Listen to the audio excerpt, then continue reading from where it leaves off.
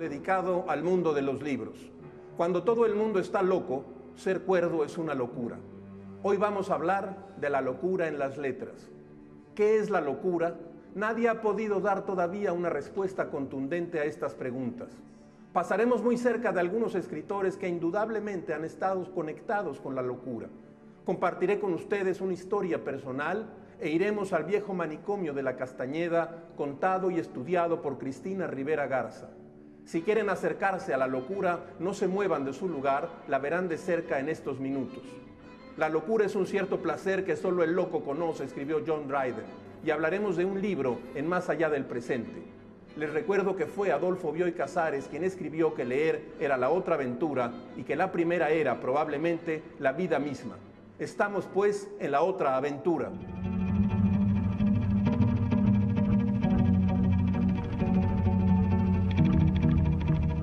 La locura es un sistema cerrado de alucinaciones al que la realidad no puede filtrarse. Permítanme compartir con ustedes una historia personal.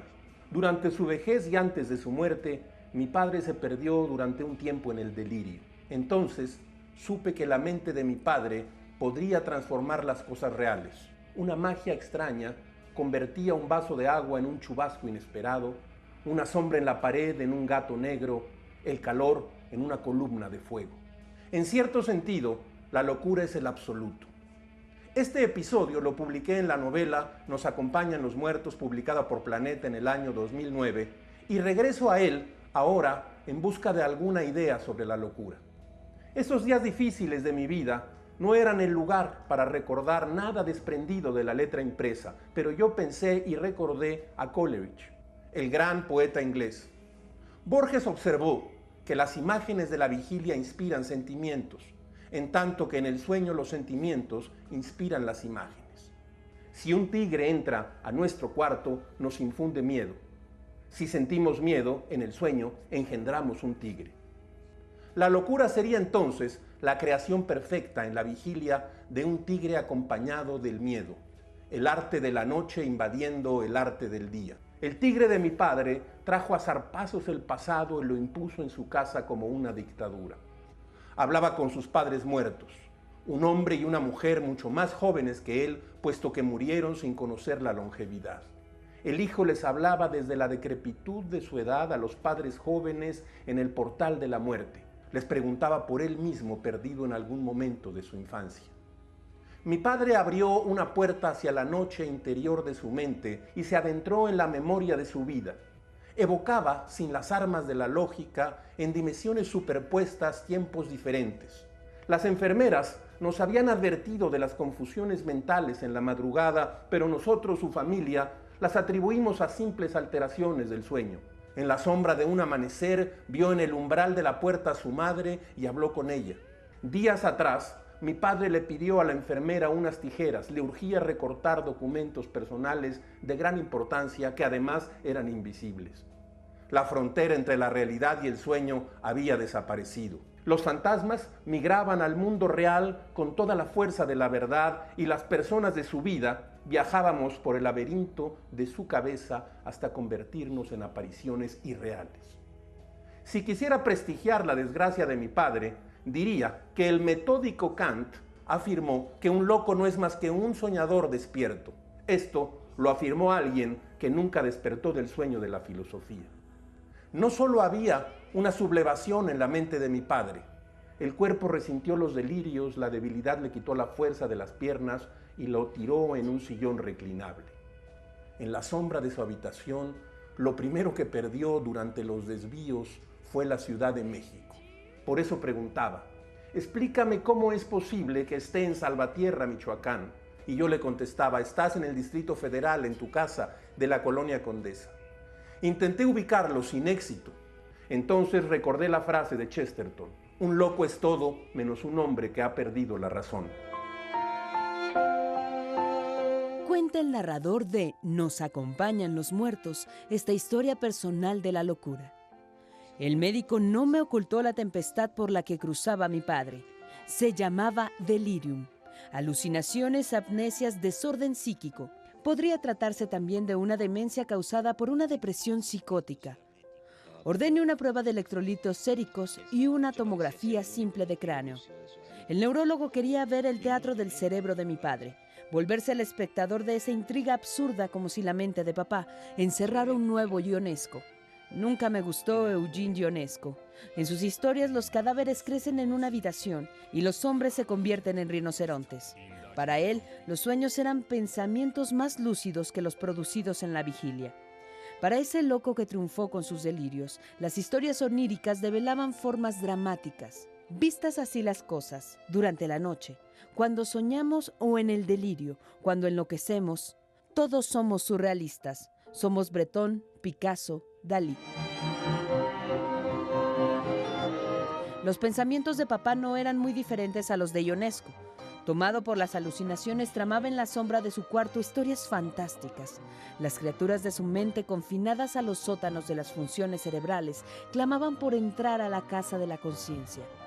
Al final, las puertas cedieron y los pensamientos raros arrasaron los interiores de la razón. Cierto, la mente es un misterio aún no resuelto y la vida, sueño.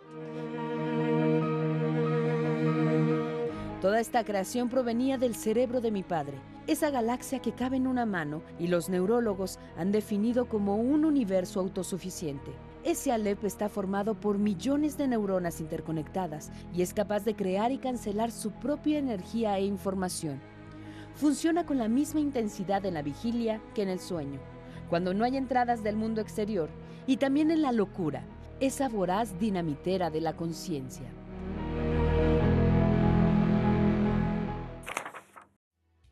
Todo buen lector busca estar al día y a la vez más allá del presente.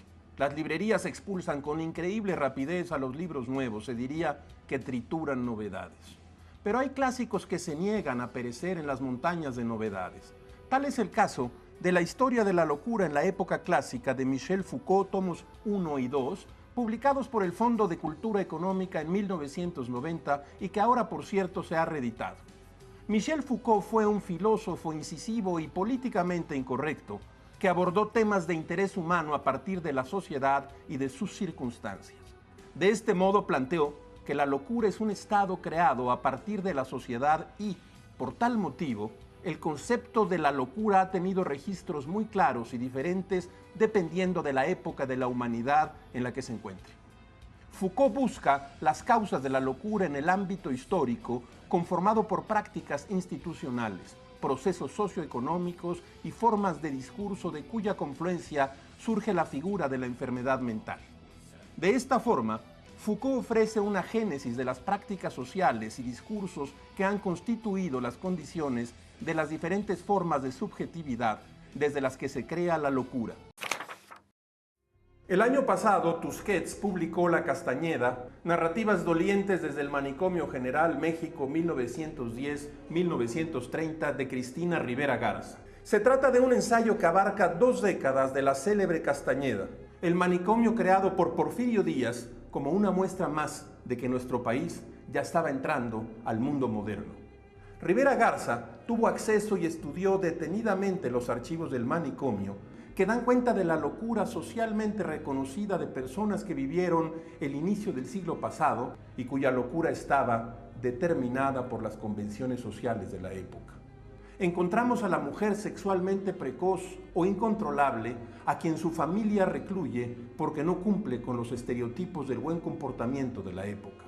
Encontramos a mujeres recluidas por dedicarse a la prostitución, a muchos por enfermedades mentales leves, recluidos por la pobreza y la ignorancia. Pero sobre todo, encontramos el espejismo de que nuestro país estaba en la modernidad. Los expedientes evidencian la crisis y el fracaso del proyecto modernizador de inicios del siglo XX y también son además la evidencia de terribles experiencias con el cuerpo y con la sexualidad de un contexto histórico definido que acusaba, reprimía y castigaba. En este libro también seremos testigos de cómo las enfermeras y los doctores eran intercambiables con los pacientes, de modo que las fronteras entre salud y enfermedad se hacen difusas y confusas. En este libro podemos ver la transformación de un diagnóstico de locura moral que implicaba conductas sexuales socialmente inaceptables hasta llegar a un verdadero análisis y estudio de la locura como estado biológico y químico, en donde la moral pasaba a segundo término. Acérquese a este libro revelador y elocuente que nos acerca a la forma en que los individuos de principios del siglo pasado veían la normalidad y la locura. Un magnífico libro de Cristina Rivera Garza.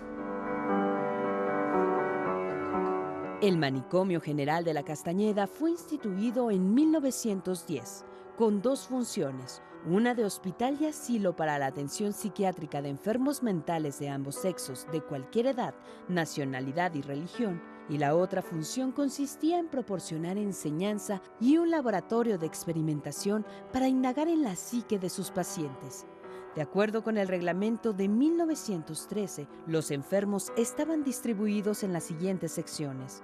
El pabellón de los distinguidos, que recibía a pensionistas de primera clase sin distinción de padecimientos. Uno podía encerrar a un heredero indeseable para quedarse con su fortuna. El pabellón de observación, destinado a indigentes y pensionistas de segunda y tercera clase. Una sección especial reservada para los toxicómanos.